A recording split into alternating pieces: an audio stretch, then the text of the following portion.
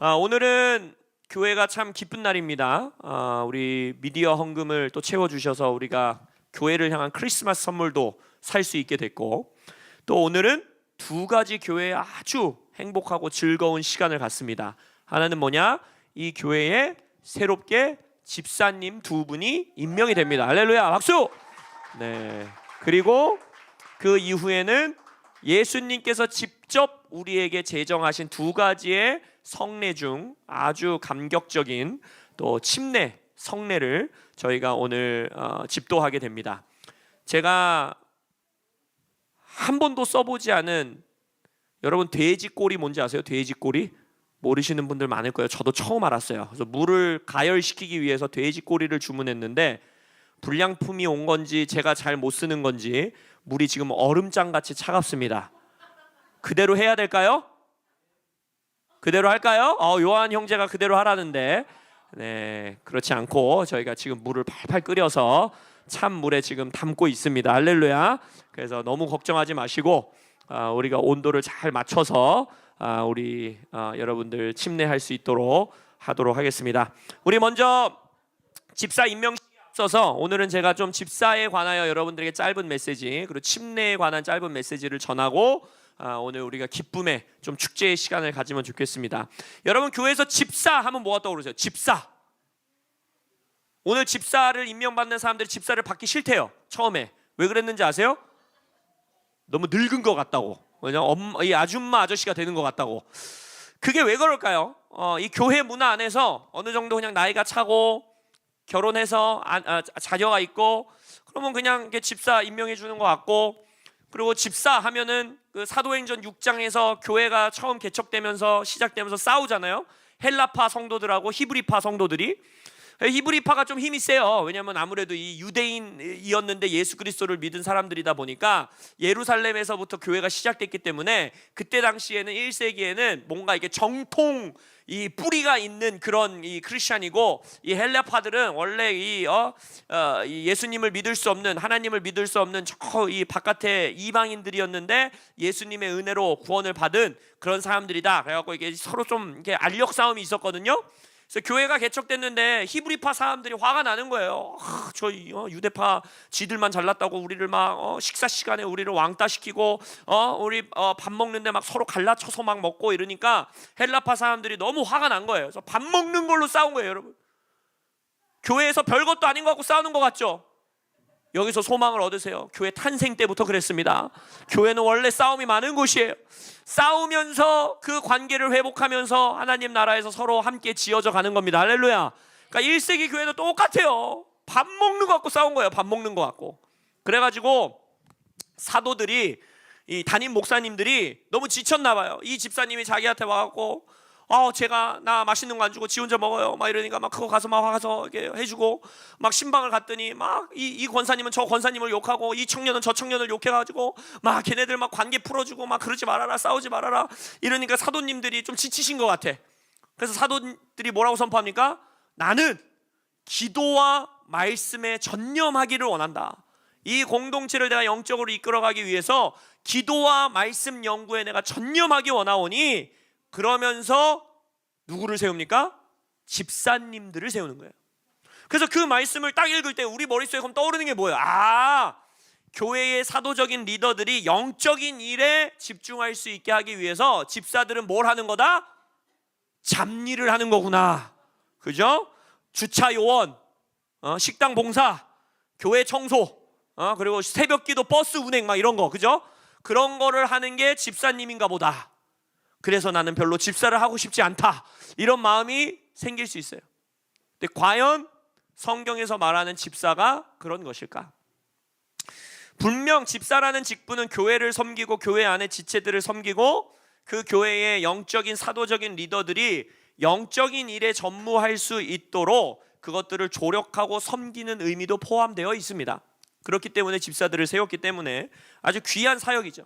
그래서 오늘 집사로 임명받는 두 분도 저를 잘 섬겨주시기를 예수님의 이름으로 축복합니다. 그리고 교회를 열심을 다해 섬기는 집사들이 되시기를 예수 이름으로 축복합니다. 근데 과연 집사라는 이 직분은 그냥 교회에서 행정적인 일, 사무적인 일, 그냥 교회가 운영되고 돌아가게 하기 위한 그 일들만 섬기는 거, 그게 집사일까? 그건 굳이 집사 임명 안 받아도 다 하는 거 아닌가? 이런 생각을 할 수 있어요. 성경에서 이 집사라는 단어를 쓰고 있는 단어를 보면요, 어근이 디아코라는 단어이고 집사라는 단어는 디아코노스라는 단어입니다. 이 단어의 어근의 뜻은 뭐냐면요, 어떤 누군가를 혹은 무언가를 향해서 서둘러서 쫓아간다라는 뜻이에요. 달리기 경주하는 자가 결승전을 향하여서 추구하며 달려가다라는 뜻을 가지고 있는, 그 어근을 가지고 있는 단어가 바로 집사라는 단어입니다. 그러면은 집사라는 사람은, 집사라는 직임을 받은 자들은 결국 뭘 하는 거겠어요? 누군가를, 또 무언가를 추구하고 쫓아가고 그것을 향해 갈망을 품고 열정을 품고 달려가야 되는 존재들인 것입니다. 무엇을 추구하고 쫓아가는 걸까요? 첫 번째, 이 집사의 임명을 받는 자들은 예수님을 추구하고 쫓아가는 겁니다. 우리가 집사님들을 너무 가볍게 생각하는 경우가 있어요. 성경 안에서 집사라는 임명을 받은 자, 스데반 집사님, 빌립 집사님의 인생을 보십시오. 어떤 교회의 영적 지도자들보다도 뜨거운 삶을 살고, 스데반은 게다가 초대교회 첫 순교의 영광을 누리는, 그 희생을 누리는 삶을 살아갑니다. 빌립 집사님, 바로 제 아들이 이 이름을 본따서 필립이가 된 건데, 이 자의 인생은 뭐였습니까? 복음 전도자였어요. 그러니까 집사님들이 교회 안에서 행정적이고 사무적인 일들, 교회를 운영하는 일들도 섬기지만 누구보다도 예수님을 사랑하고 복음의 열정에 사로잡혀서 그들이 살아가고 있는 삶의 일터 안에서, 그들이 살아가고 있는 삶의 터전 안에서 누구보다 예수님과 복음에 사로잡힌 자가 되어야 합니다. 복음을 전하는 자들이 되어야 합니다. 영혼들을 섬기는 자들이 되어야 합니다. 그러니까 기도와 말씀, 금식과 예배에 대한 열심이 없다면 집사가 될 자격이 없는 것입니다. 할렐루야. 우리 교회 집사님들 가운데에 찔림이 임하시기를 예수의 이름으로 축복합니다. 예수님을 더 뜨겁게 추구하셔야 돼요. 영적인 일에 열심히 있으셔야 돼요. 또한 두 번째, 집사님들이 무엇을 추구하고 따라가느냐? 교회를 사랑하고 섬기는 일을 추구하고 쫓아가는 것입니다. 성경 안에서 우리를 하나님의 종된 자들이다, 우리는 의의 노예가 된 자들이다, 이렇게 표현하잖아요. 그때 쓰는 단어가 히브리어로 둘로스라는 단어, 헬라어로 둘로스라는 단어를 쓰는데, 그것은 귀뚫은 종이다라는 말이에요. 구약 성경에 보면 종으로 어떤 주인을 섬기는데 종이 스스로 그 주인을 사랑하게 되는 거예요. 와, 이러한 주인 밑에서 내가 종으로 살아간다면 세상 밖에서 자유인으로 살아가는 것보다 이 주인을 종으로 섬기는 일이 훨씬 행복하고 훨씬 값진 일이고 훨씬 복된 삶이다 라고 느낀 종이 스스로 주인을 찾아갑니다. 그 노예가. 그리고 뭘 말하는 거예요? 나의 귀를 뚫어 주십시오 라고 요청해요. 구약 성경에 나오는 율법이. 그러면은 그 주인이 그 종을 데리고 가서 문에다가, 자신의 그 집의 문에다가 그 종의 귀를 대고 그 귀를 뚫습니다. 그 의미는 무엇이냐?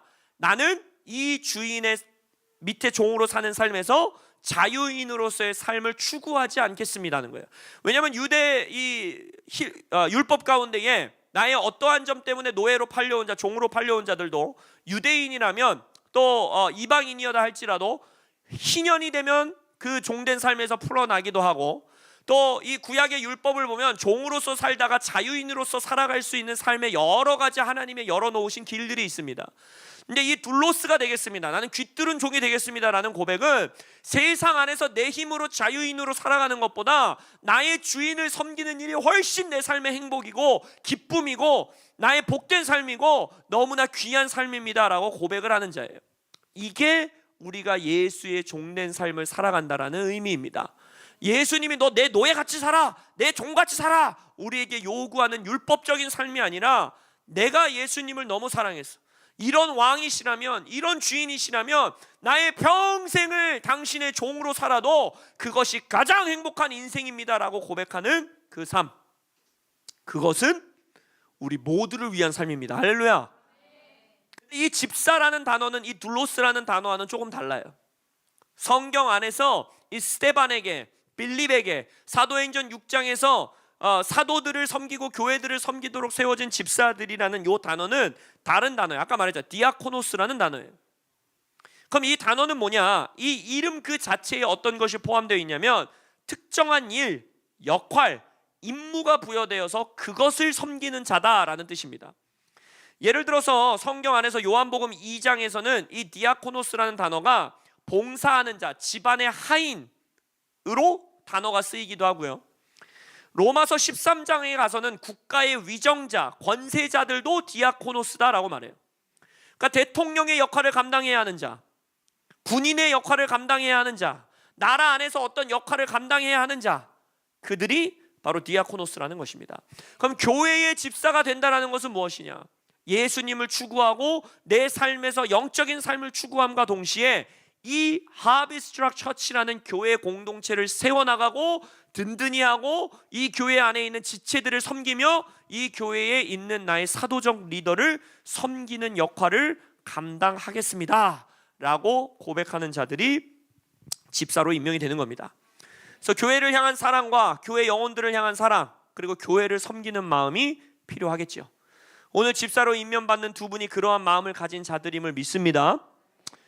마지막으로 우리가 집사에 대해서 나눌 때 기억해야 되는 것은 예수 그리스도가 궁극적인 집사님이라는 거예요. 예수 집사님, 할렐루야. 왜냐?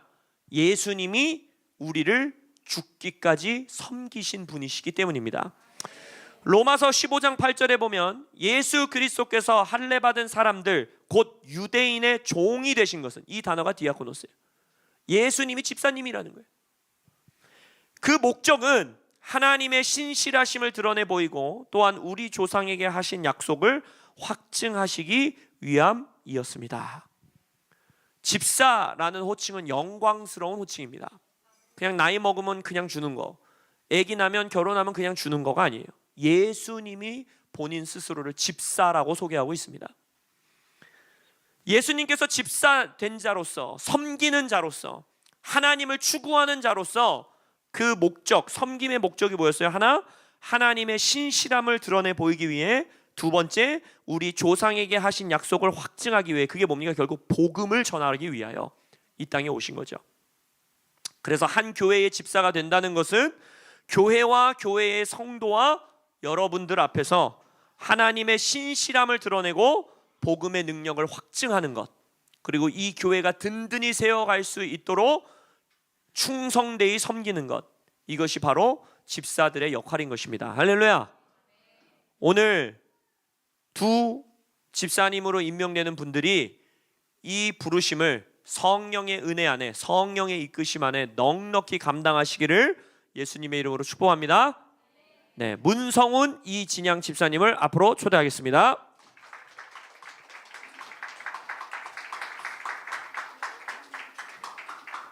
벌써 이 침례를 섬기기 위해 저 뜨거운 물을 붓는 이 문성훈 집사님을 보십시오. 할렐루야. 자격이 충분한 것 같습니다. 그래서 우리 지체들 앞에서 아주 어려운 테스트를 하나 낼 겁니다. 이 시험을 통과 못하면 다시 집사의 직분이 박탈됩니다. 네, 미리 힌트를 드리면 큰 소리로 아멘이라 대답하시면 테스트를 통과하실 수 있습니다. 자, 우리 성도님들, 이들의 고백을 믿음의 고백으로 받아주시기를 축복합니다. 성도 문성훈 이진양은 성부, 성자, 성령과 또 예수님의 몸인 교회 지체들 앞에서 집사로서 하비스트락 처치 교회와 본 교회의 지체들을, 영혼들을 섬길 것을 헌신하시겠습니까? 통과해도 될 것 같아요. 네, 하비스트락 처치의 집사로서 교회의 재정적, 행정적, 사역적 필요를 채우고 섬기실 것을 헌신하시겠습니까? 하비스트락 처치 집사로서 기도와 예배의 자리를 사수하실 것을 헌신하시겠습니까? 하비스트락 처치 집사로서 하나님 나라 복음을 본인의 삶의 자리에서 살아내며 그 복음을 전하는 삶을 살아가실 것을 헌신하시겠습니까? 할렐루야. 우리 한번 박수 쳐줄까요? 네.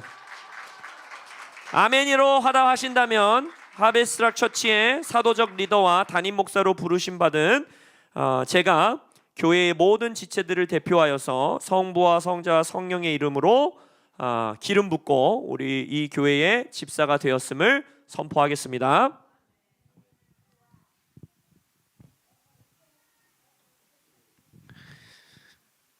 우리 하베스트락 처치의 사도적 리더 또 담임 목회자에게 부여하신 권세로 성부와 성자와 성령의 이름으로 우리 문성훈 성도를 하베스트락 처치의 집사로 임명하노라.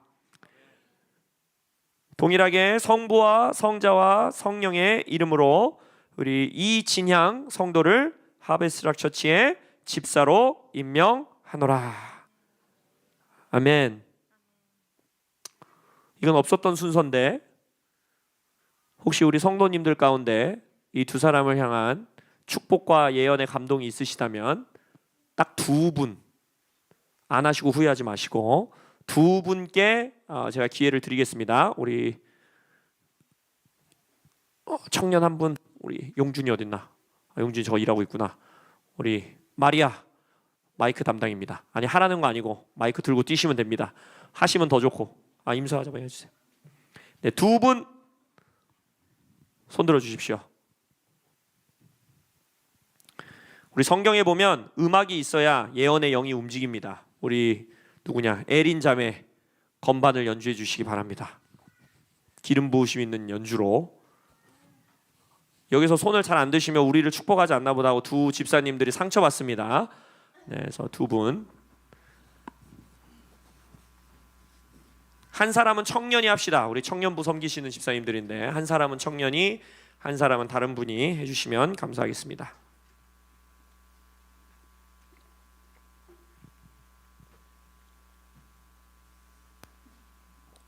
네, 우리 권사님.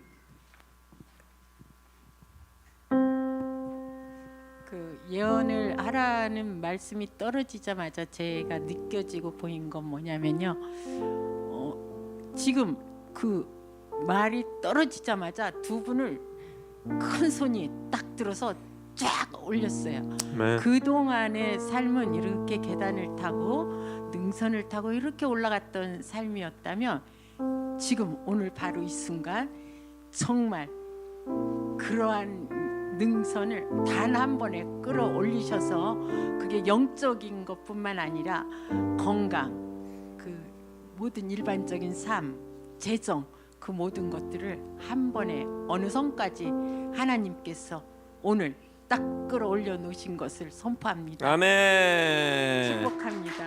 네, 우리 청년 한 사람 선포해 주십시오.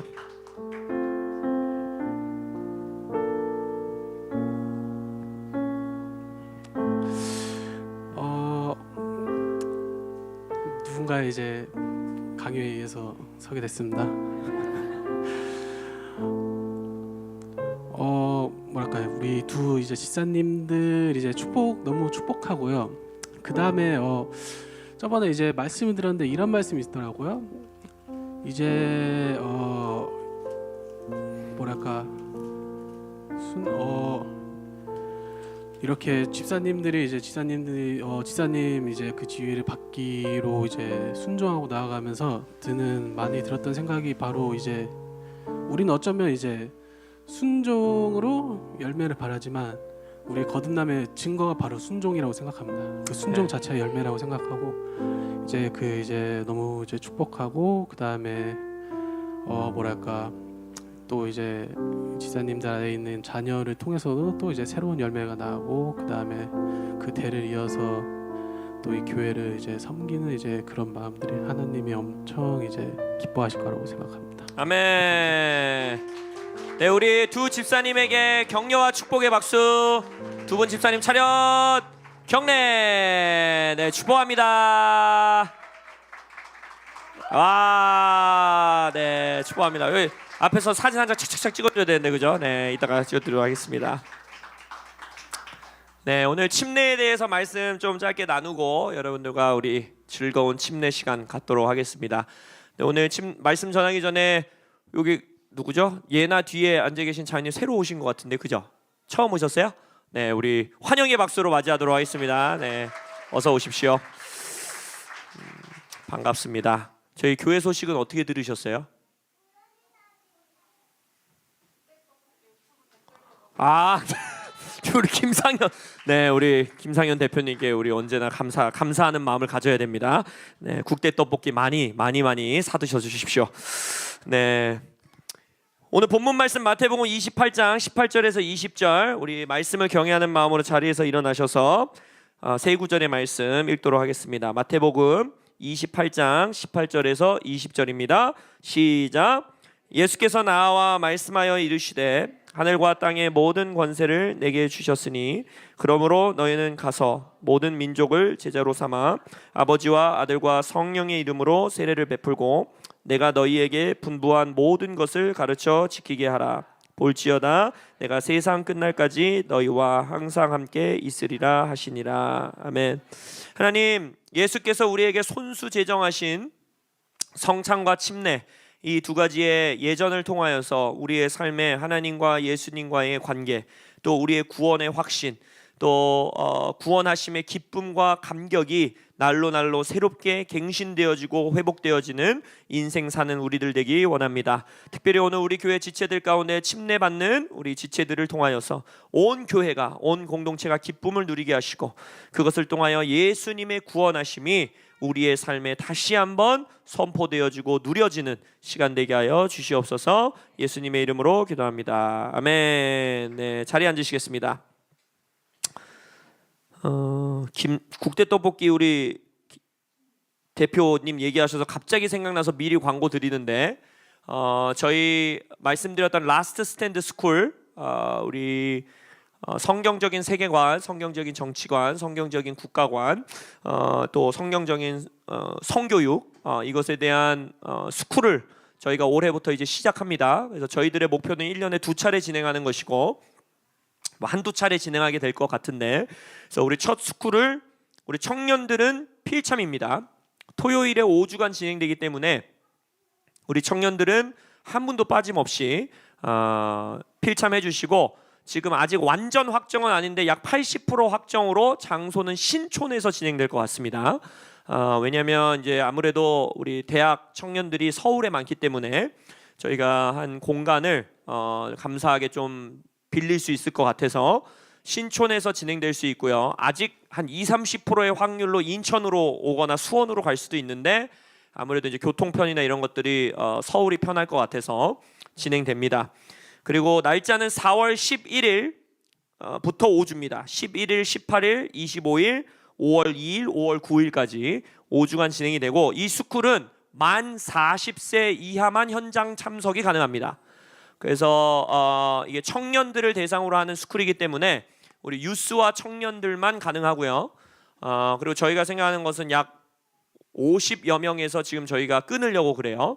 그래서 현장에는 40세 이하의 청년들, 청소년들이 현장 참여가 가능하고, 그럼 어른들은 못 듣는다는 거냐 하시는 분들을 위해서 온라인 등록도 받습니다. 그래서 온라인으로 등록을 하시면 저희가 이제 비공개 링크를 그 등록하신 분들에 한해서 보내드리면 그 수업 시간에 맞춰서 청강생으로 우리 장년들도 다 들을 수 있습니다. 또 자녀 교육을 위해서 부모 세대들은 저는 꼭 들으시면 좋을 것 같아요. 우리 강사진들도 아주 정말 성경적인 정치, 국가, 세계관 이런 것들을 나눠주실 수 있는 귀한 분들을 지금 모시고 있고 지금 이제 확정하고 있는 시간이기 때문에 여러분들 기억하시고 라스트 스탠드 스쿨 꼭 우리 청년들 토요일 그 시간 5주간은 꼭 빼놓으시고 그리고 우리 성도님들도 온라인으로 많이들 등록해 주시면 감사하겠습니다. 그래서 우리 청년들은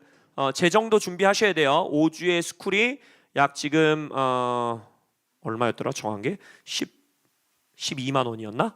우리 스쿨비를 받습니다. 그리고 온라인 등록은 10만 원이에요. 그래서 여러분들 5주간 진행되고 짧은 스쿨이 아니기 때문에 재정들 청년들 미리미리 준비하셔서 뭐 하베스트락 처치 할인 이런 거 없어요. 그냥 다 똑같이 등록해야 됩니다. 그래서 그러나 미리 등록할 수 있는 은혜는 제가 드리겠습니다. 그래서 50명의 그 숫자에 다 들어가실 수 있도록 그래서 웬만하면 현장 또 멀리서부터 오는 지체들이 있다라는 걸 알기 때문에 부득이하게 나는 온라인으로 하겠습니다 하시는 분들은 온라인으로 할 수 있지만 우리 청년 세대는 웬만하면 다 현장에 오셔서 함께 참석해 주시면 감사하겠습니다. 4월 11일부터 5주간 진행됩니다. 그래서 청년들 기억해 주시기 바랍니다. 오늘은 침례식을 거행하는 날입니다. 우리 올해 이제 마지막 주일 예배죠. 내년이면 이제 1월이 됩니다. 송구영신이 이번 주에 있고, 그래서 이 마지막 주일 예배 가운데 우리가 침례식을 거행할 수 있다는 게 얼마나 큰 기쁨인 거 모릅니다. 여러분 그거 아세요? 하나님과 예수님은요 시청각 교육의 대가셨습니다. 서신서에 보면, 로마서에 보면 이 세상의 피조 세계 안에도 하나님의 은혜를 숨겨놨다라 그랬어요. 그렇기 때문에 예수를 알지 못합니다, 하나님을 알지 못합니다라는 핑계를 누구도 댈 수 없다라고 로마서에서 말하고 있어요. 이 세상 만물을 보더라도 하나님이 창조주이심을, 하나님이 이 만물 가운데 운행하고 계심을 우리가 볼 수 있다라는 거예요. 근데 그것뿐만이 아니라 하나님은요 그의 백성을 이끌어 가시는 데 있어서, 또 예수님은 신약 성경 안에서 본인의 하나님 나라의 복음을 전하시는 일에 있어서 엄청난 시청각 교육을 이끄셨던 분들입니다. 근데 항상 시청각 교육의 핵심 목적은 뭐였냐? 성경에 보면 기억하라입니다. 하나님이 눈에 드러나는 기적을 행하시거나 어떠한 시청각적으로 보이는 일들을 행하신 이후에는 항상 거의 매번 선포하시는 말씀이 뭐냐면 기억하라는 거예요. 내가 누구인지를 기억해라. 이런 기적을 행한 하나님이 누구신지 기억해라. 너희들이 누군지 기억해라. 내가 지금 이 심판을 왜 내리는지 기억해라. 내가 너희들의 선조들에게 한 언약을 기억해라. 언제나 기억해라, 기억해라, 기억해라 하시는 거예요. 여호수아 4장에 요단강을 건너간 이후에 다시금 12명을 그 강물에 보내셔갖고 아직 물이 덮기 전에 그 요단강 한가운데 12지파를 상징하는 12개의 돌을 세워놓으라고 말합니다. 그리고 나서 하나님이 뭐라고 하느냐? 이 돌들이 이스라엘 자손에게 영원히 기념이 되리라, 기억하게 되리라 말씀한다는 거예요. 구약 성경의 제사 시스템, 그 피가 낭자한 제사도 왜요? 얼마나 우리의 죄가 우리의 삶에서 끔찍한 것이고 우리의 삶을 더럽히고 우리의 삶에서 생명이 아니면 죄를 끊어낼 수 없다라는 것을 기억하게 하시기 위해서 제사 시스템을 만드신 거죠. 성막과 성전을 통해서는 뭡니까? 결국 우리가 우리의 삶에 도달해야 되는, 우리의 삶에 추구해야 되는 우리의 인생의 마지막 종착점이 어디라는 걸 보여주신 거예요. 하나님의 영광의 임재 안에 거하는 것. 그래서 예수님이 이 땅에 오셔서 뭐라 합니까? 이제 너희는 나의 안에, 내가 너희 안에 거하게 되리라. 그게 성막과 성전의 시청각 교육의 목적이었다는 거예요. 하나님의 기적, 제사 시스템, 또 하나님이 이 하나님의 백성들을 만나주는 현장 보면은 항상 어떠한 시청각거리들을 가지고 그들을 만나 주신다라는 것입니다. 이러한 예전이 하나님께서 우리에게 허락하신 눈앞에 보이고 우리가 만질 수 있고 함께 거행할 수 있는 예전이 종교가 되는 순간 그 생명력을 잃어버리는 거예요. 침례식도 그냥 우리가 종교적으로 행하면 그 침례식을 통하여 하나님이 우리에게 뭘 기억하게 하기 원하시는지에 대한 그 생명력을 잃어버리게 된다는 것입니다. 그래서 여러분 오늘 이 침례식을 할 때는 성도님들의 역할도 중요해요. 정말 하나님께서 이 지체들, 오늘 침례를 받는 지체들을 통하여 우리에게 하나님이 이러한 복을 기억하게 하시는구나, 이러한 은혜를 기억하게 하시는구나, 함께 기뻐하셔야 돼요. 할렐루야. 막 소리를 지르시고, 누군가가 막 감격스럽게 아직 몸이 젖었는데 막 가서 누가 안아주시고, 할렐루야, 같이 막 몸을 적시고, 오늘 누가 그렇게 할 것인지 제가 지켜보도록 하겠습니다. 영상을 찍고 사진을 찍고 함께 기뻐해주고, 할렐루야. 그걸 기억하셔야 돼요. 그러면 성경 안에서 우리가 교회 안에 여러 가지 예전, 여러 가지 프로그램, 여러 가지 것들이 있지만 예수님이 직접 교회에게 이것을 행하라 라고 말씀하신 예전은 두 가지가 있습니다. 잘 아시는 거죠. 하나는 뭐예요? 성찬입니다. 성찬. 이 현대 기독교 안에서 이 성찬의 이 의미, 이 성찬의 이 거행하는 예식이 너무 간소화되었고 이 의미가 많이 퇴색된 게 저는 정말 마음이 아파요. 그래서 저는 여전히 제 안에서 고민하는 것들이 있어요. 이 교회 안에서, 교회 예배 안에 우리가 이 성찬의 의미를 어떻게 하면 더 좀 이렇게 이 뜨개질 하듯이 좀 엮을 수 있을까? 여러분, 이 성찬은요 특별한 날만 하는 게 아닙니다. 1세기 교회 예배를 보면요 식사 시간 때마다 성찬을 했습니다. 성찬은 매주 주일 식사 교제 가운데 했던 일이에요. 그러니까 제가 왜 식사 시간이 중요한지 항상 말하는지 아시겠죠? 교회 안에서 식사도 예배입니다. 밥 안 먹고 가시면 예배를 찜찜하게 마무리하신 거예요. 예배를 다 안 드린 거예요. 그 식사 시간에 떡을 떼고, 원래 그 떡도요 그 이스라엘이나 중동 요리 먹는 분들은 아시지만 그 싸 먹잖아요. 고기, 그 빵이에요. 그 빵, 납작한 빵, 아무것도 가미되지 않은 빵. 그 빵을, 그 가정교회였기 때문에 그때 당시는 그 가정의 아비가, 그 가정의 아버지가 거기서 성찬을 거행하면서 거기에 있는 아이들과 성도들에게 예수님의 죽으심과 부활하심을 매주 선포하는 게 성찬이에요. 그러니까 실은 이 성찬을 현대 교회에 와서 굉장히 간소화되고, 그죠? 이 떡도 하나의 떡에서 뜯는 것이 아니라 이 빵도 다 그냥 이렇게 이미 나눠져 있는 빵이고, 그죠? 그러니까 이런 의미들이 퇴색된 게 전 정말 아쉬운데 아직도 저에게 숙제입니다. 이거를 어떻게 우리가 예배 안에 더 이 성찬의 의미와 하나됨을 풀어낼 수 있을까? 그리고 예수님이 우리에게 이것을 거행하라. 오늘 본문 말씀에서도 너희들이 복음을 전하고 내가 가르쳐 말한 것을 지켜 행하게 하고, 그 다음에 우리에게 명령하신 게 뭐예요? 성부와 성자와 성령의 이름으로 침례를 거행하라, 이러는 거예요. 제가 왜 세례라고 성경 안에 기록되어 있는 단어를 계속해서 침례라고 읽느냐? 제가 침례교 신학을 했기 때문이 아닙니다. 저는 침례교 신학교를 졸업했는데 침례교 신학을 했기 때문에 침례라는 단어를 쓰는 게 아니고 원래 침례라는 단어가 맞습니다. 이 세례라고 번역되어 있는 한글 성경은 왜 세례라는 단어를 바꿀 수 없는지 아세요? 그 세례, 여러분들 나중에 성경 읽어보세요. 세례라고 기록되어 있는 단어에는 다 각주가 붙어 있습니다. 각주. 그리고 그 각주 밑을 보면 혹은 침례 이렇게 되어 있어요. 세례라는 단어는 뭐예요? 우리가 세례라고 하면은 이렇게 손에 물 묻혀서 이렇게 하거나 아니면 머리에 물 조금 이렇게 뿌리거나 이런 거를 세례라고 생각하잖아요. 근데 엄밀하게 따져서 그 성경에서 말하고 있는 단어로는 그게 틀린 겁니다. 왜냐하면 이 베프티소마라는 단어는 물에 완전히 푹 잠그다라는 뜻이에요. 오해하지 마세요. 세례를 주는 장로 교인들은 다 구원받지 못했다 이런 말씀 드리는 게 아닙니다. 그럼 이단되는 거예요. 뭐 침례 못 받고 돌아가시는 분들도 계시는데, 그죠? 병상에서 예수 영접하고. 그러니까 뭐 세례는 잘못됐다, 세례는 틀린 거다, 이걸 말씀드리는 게 아니라 그 단어 그 자체의 의미가, 베프티조마라는 단어 자체의 의미가 물에 완전히 전신이 들어갔다가 전신이 나와야 되는 의미이기 때문에 우리 교회에서는 침례를 고수하는 겁니다.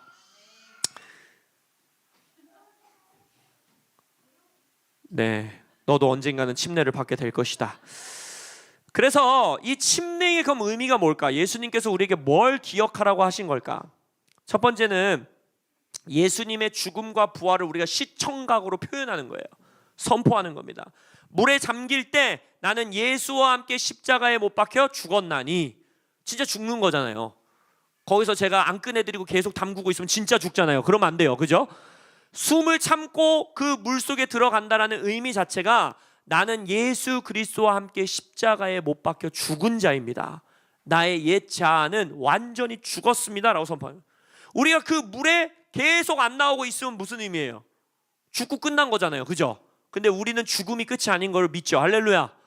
죽음의 자리에 예수 그리스도와 함께 죽음에 연합한 자는 부활에 연합하게 되리라. 할렐루야. 그 물속에서 나올 때는 똑같은 모습, 그냥 좀 젖은 머리, 젖은 옷으로 똑같은 사람이 올라오는 것 같으나 영적인 의미에서 우리는 뭘 선포하는 것입니까? 나는 새 피조물이 되었도다. 예수와 함께 죽음을 이기고 reborn, 거듭났다, 다시 태어났다. 나는 하나님의 의인이 되었고 하나님의 자녀가 되었고 나는 구원받은 자가 되었음을 선포하는 것입니다. 또 무엇을 기억하고 선포하는 것이냐? 고린도전서 10장 1절에서 2절의 말씀을 나중에 읽어보면 아시겠지만 홍해를 건넌 사건 있죠. 이스라엘 백성들이 출애굽한 이후에 홍해를 건너서 약속의 땅 쪽으로 나아갑니다. 그죠? 근데 이 홍해를 건넌 것이 고린도전서에서 뭐라고 하느냐? 그것이 침례를 선포한 것이다 라고 말해요. 그때 당시는 아직 예수 그리스도가 이 땅에 오시지 않았기 때문에 완전한 침례는 아니었지만 예표하신 거예요. 하나님께서 하나님의 백성들이 물 아래를 지나 물 위로 나오는 그 모습을 통해서 예수 그리스도의 복음의 침례를 드러낸 것이다 라고 바울은 말하고 있어요. 그럼 거기서 하나님이 기억하기 원하셨던 건 뭡니까? 오늘 우리가 예배 후에 선포했던 것들이 하나님께서 끊어내시고 하나님께서 과거의 것과 지금 나가야 되는 것을 끊어내시는 것을 선포했는데, 침례가 바로 그런 의미입니다. 바로 뭡니까? 애굽의 노예였던, 애굽은 뭘 상징하는 거예요? 죄, 육신의 삶, 이 세상의 시스템, 세상의 문화, 그 안에서 종된 자로서 하나님을 섬길 수 없고 그 문화 그대로 노예같이 살아갔던 내가 이제 이 홍해를 건너면서 그들이 뭐가 되는 겁니까? 하나님의 백성이 되는 거예요. 하나님의 군대가 되는 거예요. 할렐루야. 그래서 나의 정체성이 이 물을 잠겼다가 물을 통과하며 물에서 올라올 때 이제 죄를 끊어낼 수 없었던 삶, 죄의 수치 아래 살았던 나의 삶, 죄를 이겨내고 싶어도 나의 육신의 힘으로는 이겨낼 수 없었던 삶, 그 삶은 물 안에 완전히 잠겼음을 선포하는 겁니다. 할렐루야. 애굽의 군대가 홍해에 완전히 이 잠겨서 다 죽었던 것처럼 나의 죄성, 나의 죄를 이기지 못하던 삶, 세상 문화에 이끌리던 삶, 내가 예수 믿는다고는 한 것 같은데 세상의 관점대로 내가 살아갔던 삶, 그것들을 물에 완전히 수장시키는 겁니다. 그리고 물에서 올라올 때는 나는 하나님의 군대다, 나는 하나님의 백성이다, 나는 하나님의 의인이다, 이제 나는 하나님의 자녀가 되었다, 나는 예수의 신부다, 할렐루야, 나는 교회가 되었다, 할렐루야. 그것을 기억하기 위해 우리는 이 침례식을 거행하는 겁니다. 하나님께서 기억하라 라고 하는 대상이 항상 있습니다. 때로는 그의 백성들에게 기억하라 라고 하기도 하고, 원수들을 향해서 애굽 바로와 애굽인들을 향해서 뭐라고 했어요? 너희가 내가 누군지 기억하게 될 거다. 원수를 향해서도 선포하시기도 하고, 그죠? 그럼 우리가 이 두 가지의 의미, 내가 완전히 새 피조물이 되었습니다, 나의 정체성이 완전히 새롭게 되었습니다 라고 기억해야 되는 이 내용을 누구에게 지금 우리가 상기시키고 선포하고 있는 것인가를 알아야 돼요. 첫 번째는 성부와 성자와 성령의 이름으로 침례를 거행하라 라고 했죠. 가장 첫 번째로 우리는 누구에게 고백하고 선포하는 것이냐? 주님께 고백하는 겁니다. 나는 당신의 은혜로 성부와 성자와 성령의 이름으로 새롭게 되었습니다 라는 걸 고백하는 거예요. 성자 아들을 예수 그리스도를 이 땅에 보내신 성부 하나님께 고백하는 것이고, 아버지께 죽기까지 순종한 성자 예수님에게 고백하는 것이고, 예수를 죽은 자 가운데서 살리신 부활의 영이신 성령님께 이제 나를 새롭게 하여 주셨으니 감사합니다, 할렐루야, 나에게 새로운 정체성을 주시니 감사합니다, 할렐루야 라고 고백하는 거예요. 그래서 침례를 받으시고 예수님의 정체성을 아버지가 선포하셨던 것처럼, 그죠? 예수님이 물에서 올라왔을 때 하나님께서 선포해 주시죠. 이는 내가 기뻐하고 사랑하는 아들이다. 그렇게 선포했던 것처럼, 그 위에 성령이 비둘기같이 임했던 것처럼 여러분들이 하나님 앞에 나는 이제 구원받은 자입니다, 나는 옛 삶을 떠나 새로운 삶을 사는 자입니다 라고 고백할 때 하나님이 여러분들에게 새로운 정체성을 선포해 주시는 것이고, 성령이 여러분들 위에 임하는 것이고, 예수의 은혜가 여러분들의 삶에 활성화되는 것입니다. 할렐루야. 오늘 침례 받으시는 모든 분들 주님 앞에 이 고백을 하시기를 축복합니다. 두 번째, 이 고백을 누구 앞에서 하는 거예요? 그래서 교회의 행사인 것인데, 교회의 기쁨인 것인데, 바로 우리의 교회 공동체 앞에 이것을 고백하는 것입니다. 침례식을 거행할 때 하나 여러분들이 기억하셔야 되는 것은, 침례식은 안수받은 목회자만 거행할 수 있는 게 절대 아닙니다. 몇몇 교단들이 그렇게 교단법을 정해놨고, 저는 그것을 뭐 비난할 마음도 없고 그 교단이 뭐 잘못된 교단이라고 말하고 싶은 마음도 없고 그렇지도 않습니다.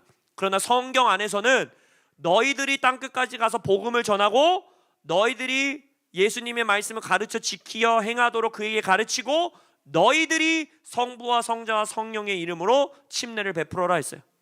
지금 내가 복음 전해서 나를 통해 예수 믿은 사람들은 여러분들이 침례식을 거행해 주면 됩니다.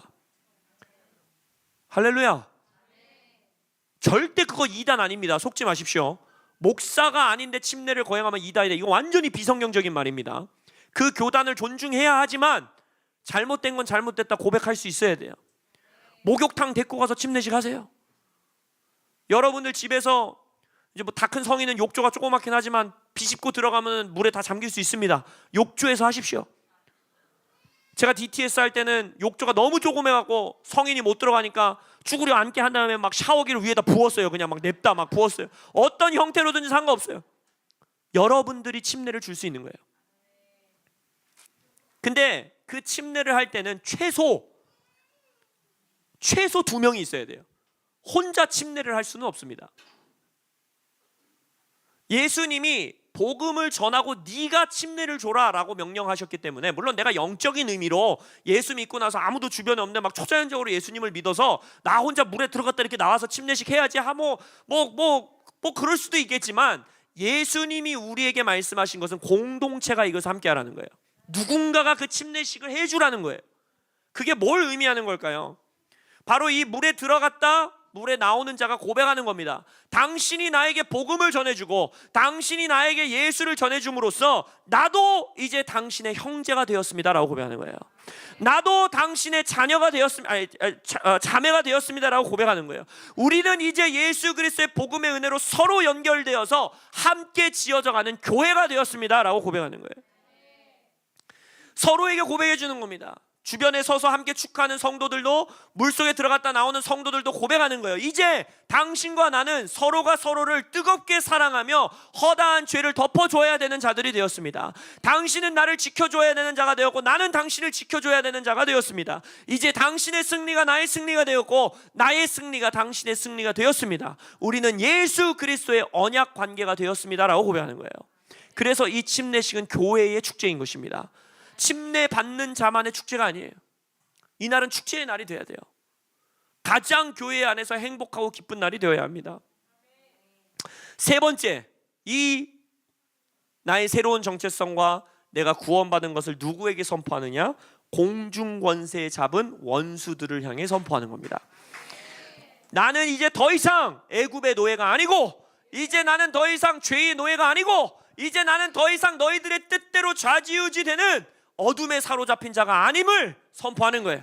이제 나는 빛의 자녀가 되었고 너희들이 나에게 손댈 수 없고, 이제 나는 완전히 새로운 피조물이 되었기에 나는 하나님의 자녀다.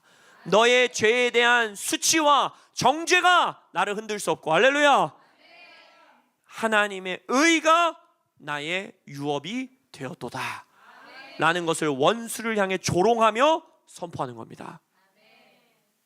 이 침례식은 영광스러운 예전입니다. 기쁜 예전입니다. 할렐루야. 오늘 젖은 몸을 껴안아주는 자가 누가 있는지 제가 잘 지켜보도록 하겠습니다. 그 기쁨을 누리시길 축복합니다. 할렐루야. 제가 짧게 기도하고 우리 이제 자리를 옮겨서 침례식을 거행하겠는데, 우리 온라인으로 예배하시는 분들은 아쉽지만 저기엔 카메라가 설치되어 있지 않기 때문에 이제 새로운 카메라가 되면 저기로 들고 가면 됩니다. 할렐루야. 그래서 오늘 우리가 함께 우리 카페테리아 쪽으로 넘어가서 우리 침례식을 거행하도록 하겠습니다. 우리 오늘 침례 받으시는 분들 앞으로 나오시기 바랍니다. 우리 이은탁 전도사님 가정, 그다음에 우리 용준이, 준엽이, 정은이, 우리 마리아. 이것도 좀 설명드려야 될 것 같아요. 뭐야, 이 사람들 예수님 안 믿던 사람들이야? 이러시면 안 되니까. 우리 교회 안에서 침례식을 두 가지로 합니다. 아까 말씀드렸듯이 이제 완전히 예수를 새로 믿은 자들, 이전에는 죽은 자였으나 산 자가 된 자들에게 침례를 베풉니다. 우리 홍은정 성도님이 그런 케이스였죠. 그때 제가 정말 감격스러웠어요. 근데 또 두 번째 저희들에게 침례식을, 또 이미 세례를 받은 자들에게 침례식을 거행하는 이유는, 이것도 잘 기억하세요. 우리 재침례파 이런 거 아닙니다. 절대 우리 뭐 재침례파 이런 교회 아니고, 세례를 받았는데 뭐 그게 무효다 이런 말씀 드리는 것도 절대 아니에요. 이 악의적인 편집을 하시면 절대 안 됩니다. 제가 이 세례를 받은 사람들에게 원하신다면 침례식을 한 번 더 거행하실 수 있습니다라고 말씀드리는 건, 아까 말씀드렸듯이 예수님이 쓰신 단어, 예수님이 우리에게 명령하신 그 예전을 우리가 따르기 원하기 때문입니다.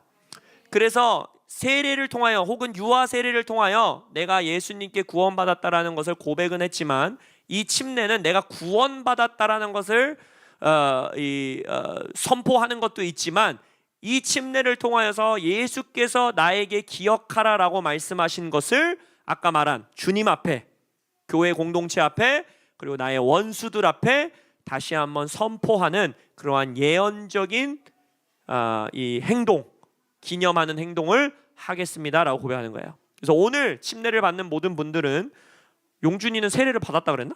네, 그래서 맞아, 군대에서 받았죠. 그래서 세례를 이미 다 받은 분들이지만 다시 한번 하나님 앞에 이 예언적인 고백을 하는, 하나님과 교회와 원수들에게 고백하는 시간으로 나아갑니다. 왜 이렇게 두 부류가 떨어져 있지 마셔, 좀 붙으세요. 네. 우리 이들을 향해 좀 두 손 펼치시고 함께 축복하고 우리가 침례식을 거행하기 원합니다. 기도할 때 이렇게 기도합시다. 오늘 이들이 이미 세례를 받은 자들이고 이미 예수께 구원받은 자들이지만 오늘 이 침례식을 거행함을 따라서 아까 우리가 고백했던 것처럼 성경 안에서 나는 지금 새로운 정체성을 받은 자이구나. 이제 나는 더 이상 애굽의 종살이를 하지 않아도 되는 자이구나. 나는 하나님의 은혜 아래 사는 자들이구나. 나는 죄의 수치와 정죄 아래 있지 않아도 되는 자들이구나 라는 것을 주님 앞에, 공동체 앞에, 원수들 앞에 고백함을 통하여 이들의 삶에 오늘 이 예언적인 고백이 한 번의 터닝 포인트가 되게 하시고 전환점이 되게 하시고 이들의 삶에 더욱더 깊은 열매가 맺어지는 시간 되게 하여 주시옵소서. 우리 소리내서 이들을 위해 기도하시고 우리의 침례식 거행하겠습니다. 기도하겠습니다. 주여